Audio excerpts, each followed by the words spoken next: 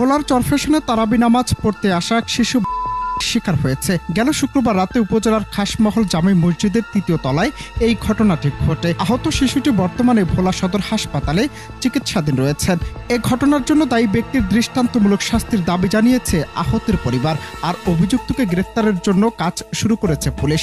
CCTV ফুটেজে তার স্পষ্টতা মিলেছে।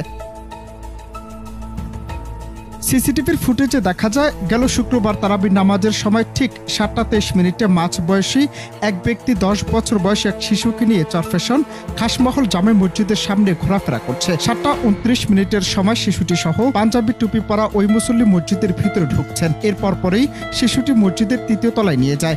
রাত 8:28 সময় শিশুটিকে পাঞ্জাবি টুপি খোলা অবস্থায় মসজিদ থেকে বের হয়ে যেতে দেখা যায়। পিছন থেকে মসজিদ থেকে বের হয়ে মোটরসাইকেলে দ্রুত ছুটকে পড়েন অভিযুক্ত ব্যক্তি।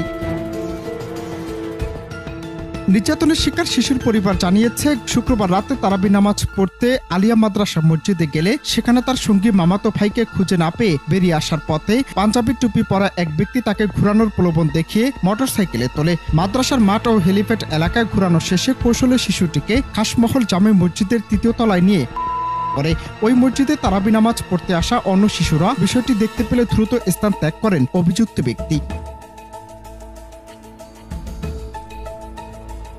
খবর পেয়ে পরিবারের লোকজন তাকে চরফ্যাশন হাসপাতালে ভর্তি করান। উন্নত চিকিৎসার জন্য রাতেই তাকে ভোলা 250 শয্যা জেনারেল হাসপাতালে রেফার করা হয়। এ ঘটনার জন্য দায়ী ব্যক্তির বিচার চেয়েছেন শিকার শিশুটির পরিবার। তবে পুলিশ বলছে, অভিযোগ পেলে স্বচ্ছ তদন্তের মাধ্যমে নেওয়া হবে ব্যবস্থা।